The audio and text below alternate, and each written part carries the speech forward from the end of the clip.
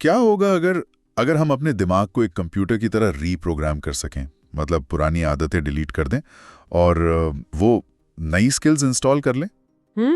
ये सुनने में तो किसी साइंस फिक्शन फिल्म जैसा लगता है, लेकिन आज हम इस विज्ञान की गहराइयों में उतरने वाले हैं।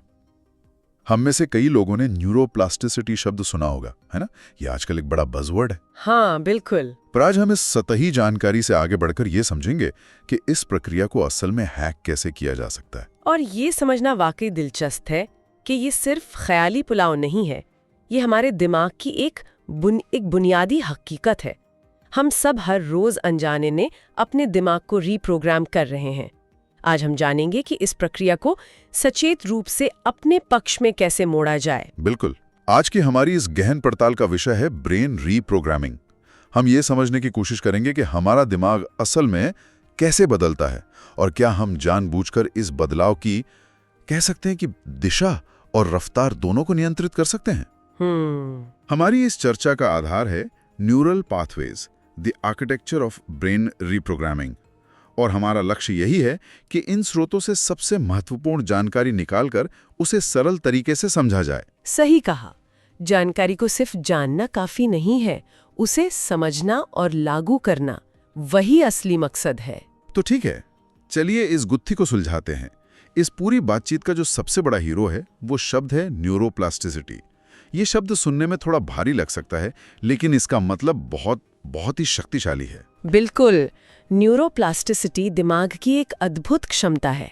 पहले वैज्ञानिक ये मानते थे कि हमारा दिमाग बचपन के बाद एक तरह से पत्थर की लकीर जैसा हो जाता है, उसमें कोई बदलाव नहीं हो सकता। अच्छा। लेकिन न्यूरोप्लास्टिसिटी का सिद्धांत कहता है कि हमारा दिमाग पत्थर जैसा नहीं, बल्कि गीली मिट्टी जैसा है, जिसे हमारे अनुभवों, विचारों और हमारे कामों के आधार पर लगातार नया आकार दिया जा सकता है। मतलब ये अपने अंदर के कनेक्शंस को फिर से व्यवस्थित कर सकता है, नए रास्ते बना सकता है। हाँ, नए रास्ते बना सकता है और पुराने रास्ते मिटा भी सकता है। ये सुनने में बहुत शक्तिशाली लगता है, लेकिन यहाँ मैं एक सवाल पूछना चाहूंगा जो शायद कई लोगों के मन में होगा। जी, पूछिए। क्या इस गीली मिट्टी की भी कोई सीमा है? मतलब क्या एक 70 साल का व्यक्ति उतनी ही आसानी से नई भाषा सीख सकता है जितनी एक 20 साल का? क्या न्यूरोप्लास्टिसिटी उम्र के साथ कम नहीं होती? ये एक बहुत ही महत्वपूर्ण और व्यवहारिक सवाल है। हाँ, ये सच है कि न्यूरोप्लास्टिसिटी की दर बचपन और किशोरावस्था में सबसे ज्यादा होती है। उसे क्रिटिकल पीरियड कहते हैं। उस समय दिमाग एक स्पंज की तरह होता है।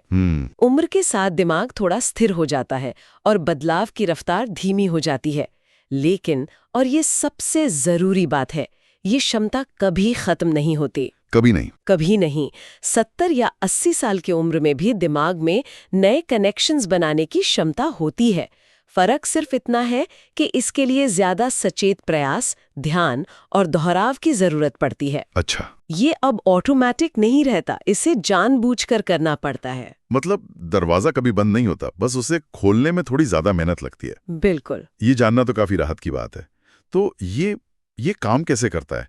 मैंने एक मशहूर कहावत सुनी है, neurons that fire together wire together. यानी जो न्यूरॉन्स एक साथ सक्रिय होते हैं वे एक साथ जुड़ जाते हैं। ये इस पूरी प्रक्रिया का कह सकते हैं कि सार है।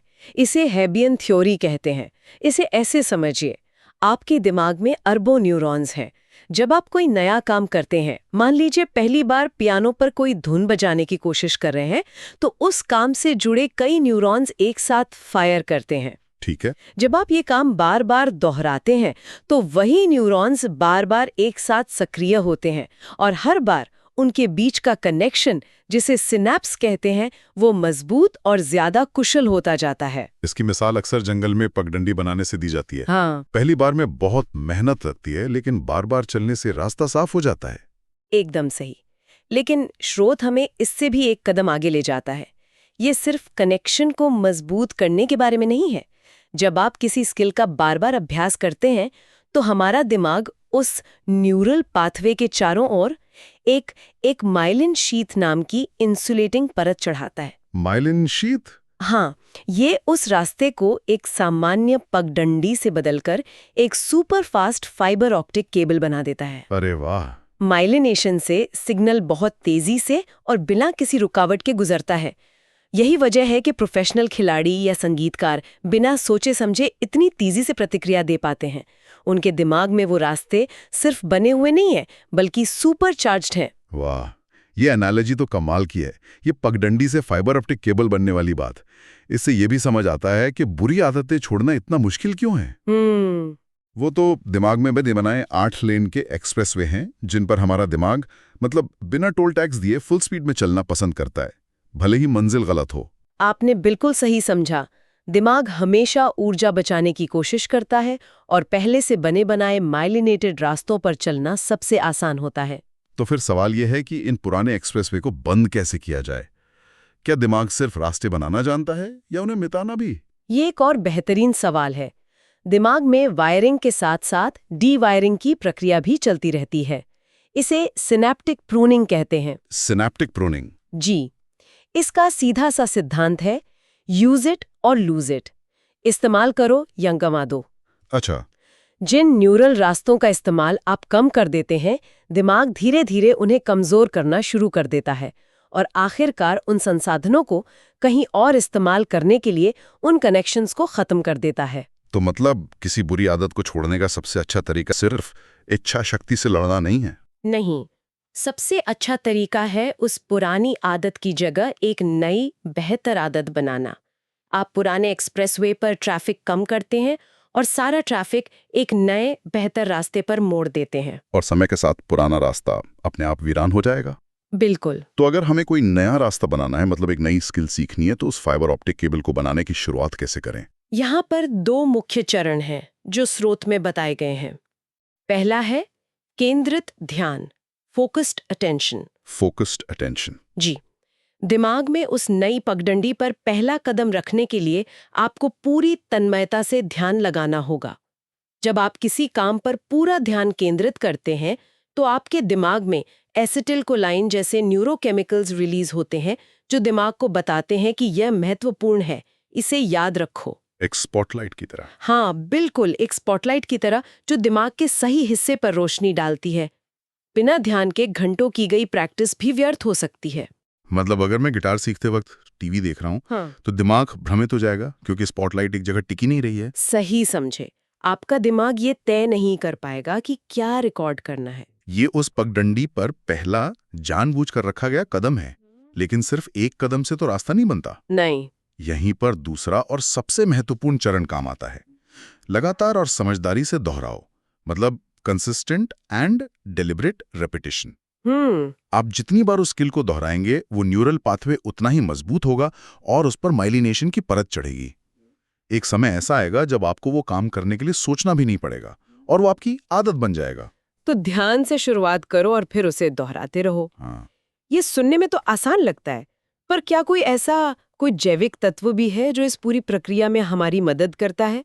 कोई ऐसी चीज जो अंदर से इस रास्ते को बनाने में वो खाद पानी का काम करे? यहाँ दिलचस्प बात ये है कि हमारे दिमाग में ठीक ऐसा ही एक तत्व मौजूद है। ये एक प्रोटीन है जिसका नाम है BDNF, यानी brain derived neurotrophic factor. Brain derived neurotrophic factor? जी, इसे आप दिमाग का फर्टिलाइजर या खाद भी कह सकते हैं। दिमाग का फर्टिलाइजर, ये तो बड़ा दिलचस्प नाम है। इसका काम क्या है? जैसे खाद पौधों को बढ़ने में मदद करते हैं, वैसे ही BDNF दिमाग में नए न्यूरॉन्स के विकास को बढ़ावा देता है, मौजूदा न्यूरॉन्स को स्वस्थ रखता है और सबसे जरूरी नए सिनेप्स यानी कनेक्शन बनाने की प्रक्रिया को तेजी देता है। अच्छा। जब हम कुछ नया सीखते हैं या व्यायाम करते हैं, तो दिमाग में BDNF का स्तर स्वाभाविक रूप से बढ़ जाता है, जो उस नई पगडंडी को बनाने के लिए जरूरी माहौल तैयार करता है। तो ये ऐसा है जैसे सूखी और बंजर जमीन पर बीज बोना? हाँ, बिना पर्याप्त BDNF के नए न्यूरल रास्ते बनाना मुश्किल हो सकता है। तो अगर हम इस फर्टिलाइजर का उत्पादन बढ़ा सकें, तो हम अपने सीखने की क्षमता को भी बढ़ा सकते हैं। बिल्कुल। तो अब सबसे जरूरी सवाल ये है कि हम अपने BDNF के स्तर को स्वाभाविक रूप से कैसे बढ़ा सकते हैं। मुझे उम्मीद है कि इसका जवाब सिर्फ हरी सब्जियां खाओ से कुछ ज्यादा दिलचस्प होगा। हाँ, इसका जवाब काफी दिलचस्प और व्यावहारिक है। स्रोत में 3 प्रमुख कारकों का वर्णन है। सबसे पहला और सबसे प्रभावी तरीका है एरोबिक व्यायाम। Aerobic exercise. एक्सरसाइज। जी, जब आप दौड़ते हैं, तैरते हैं, साइकिल चलाते हैं या कोई भी ऐसा काम करते हैं जिससे आपकी दिल की धड़कन तेज होती है, तो आपका दिमाग BDNF का उत्पादन बढ़ा देता है। कितना बढ़ा देता है? शोध से पता चलता है कि सिर्फ 20-30 मिनट के मध्यम एरोबिक व्यायाम से BDNF का स्तर 1 घंटे के लिए 30 से 35% तक बढ़ सकता है। 1 घंटे के लिए? हाँ, और ये सीखने के लिए एक आदर्श गोल्डन आवर बनाता है। अगर आपको कुछ मुश्किल सीखना है तो व्यायाम के ठीक बाद का समय सबसे अच्छा हो सकता है। ये जानकारी तो गेम चेंजर है। हाँ, इसका मतलब जिम जाना या सुबह की दौड़ लगाना सिर्फ वजन कम करने के लिए नहीं है, बल्कि दिमाग को सीखने के लिए तैयार करने का एक तरीका है। ये एक स्ट्रैटेजी है। वाह। बिल्कुल। दूसरा महत्वपूर्ण कारक है अच्छी और गहरी नींद, क्वालिटी स्लीप। नींद। जी, नींद दिमाग के लिए कोई निष्क्रिय अवस्था नहीं है। गहरी नींद के दौरान हमारा दिमाग एक तरह की सफाई प्रक्रिया से गुजरता है, जिसे ग्लाइम्फेटिक सिस्टम कहते हैं। अच्छा। यह दिन भर के न्यूरल कचरे को साफ करता है। लेकिन इससे भी ज्यादा जरूरी ये है कि नींद के दौरान ही दिमाग दिन भर में सीखी गई बातों को मजबूत करता है और उन्हें लॉन्ग टर्म मेमोरी में सेव करता है। मतलब ये सेव बटन की तरह है। एकदम। और इस प्रक्रिया में BDNF एक बहुत महत्वपूर्ण भूमिका निभाता है। बिना पूरी नींद के सीखना ऐसा है जैसे आप नई फाइलें डाउनलोड तो कर रहे हैं, लेकिन सेव बटन दबाना भूल रहे हैं। और सुबह तक सब डिलीट हो जाएगा। हाँ। ये तो बहुत से लोग नजरअंदाज कर देते हैं। हम अक्सर काम के लिए या मनोरंजन के लिए नींद से समझौता कर लेते हैं, ये सोचे बिना कि हम अपने दिमाग की मेहनत पर पानी फेर रहे हैं। सही कहा। और तीसरा कारक है पोषण, न्यूट्रिशन। हमारा दिमाग वही इस्तेमाल करता है जो हम खाते हैं। स्रोत के अनुसार ओमेगा-3 फैटी एसिड BDNF के उत्पादन के लिए बहुत जरूरी है। ये दिमाग की कोशिकाओं की झिल्ली के लिए, मतलब बिल्डिंग ब्लॉक्स की तरह काम करते हैं, जिससे कनेक्शन बनना आसान होता है। जी, ये आपको मछली, अलसी के बीज और अखरोट में मिलता है। इसके अलावा फ्लेवोनॉइड्स नाम के एंटीऑक्सीडेंट्स जो जामुन, डार्क चॉकलेट और हरी सब्जियों में मिलते हैं, वो भी दिमाग की कोशिकाओं को तनाव से बचाते हैं और BDNF के स्तर को सहारा देते हैं। तो व्यायाम, नींद और अच्छा खाना, ये बातें हम हमेशा से सुनते आए हैं, लेकिन अब ये समझना कि ये दिमाग के स्तर पर कैसे काम करती हैं। व्यायाम से गोल्डन आवर बनाना, नींद में सेव बटन दबाना और खाने से बिल्डिंग ब्लॉक्स देना, ये इन्हें और भी ज्यादा शक्तिशाली बना देता है। यही विज्ञान की खूबसूरती है। ये हमें उन चीजों के पीछे का क्यों और कैसे समझाता है जिन्हें हम शायद पहले से जानते हैं। तो इन सब का क्या मतलब है? अगर हम आज की पूरी चर्चा को समेटें तो हमने समझा कि हमारा दिमाग न्यूरोप्लास्टिसिटी की वजह से बदल सकता है। हाँ। हेबियन थ्योरी के मुताबिक ध्यान से और बार बार दोहराने से दिमाग में नए रास्ते बनते हैं जो माइलिनेशन की वजह से सुपर फास्ट हो जाते हैं। वहीं सिनेप्टिक प्रूनिंग के जरिए पुराने रास्ते कमजोर होते हैं और इस पूरी प्रक्रिया को BDNF नाम का प्रोटीन ताकत देता है, जिसे हम व्यायाम, नींद और अच्छे खानपान से बढ़ा सकते हैं। बिल्कुल सही सारांश है। और अगर हम इसे बड़े परिप्रेक्ष्य में देखें तो ये सिर्फ दिमाग के विज्ञान के बारे में नहीं है, ये इस शक्तिशाली विचार के बारे में है कि हम सब बदलाव करने में सक्षम है। ये हमें एक उम्मीद देता है। हाँ, और नियंत्रण का एहसास देता है। चाहे कोई नई भाषा सीखनी हो, किसी डर पर काबू पाना हो या किसी चिंताजनक सोच के पैटर्न को बदलना हो, हमारे पास ऐसा करने के लिए एक जैविक रोड मैप मौजूद है। और ये समझना कि आलस या टालमटोल हमारी कोई नैतिक विफलता नहीं, बल्कि दिमाग का ऊर्जा बचाने का एक जैविक झुकाव है, ये भी बहुत मददगार है। आपने बहुत महत्वपूर्ण बात कही। इसका मतलब ये नहीं कि हम में कोई कमी है, बल्कि यह दिमाग के काम करने का तरीका है। बिल्कुल। और ये प्रक्रिया जादुई नहीं है। इसमें समय, धैर्य और निरंतर प्रयास की जरूरत होती है।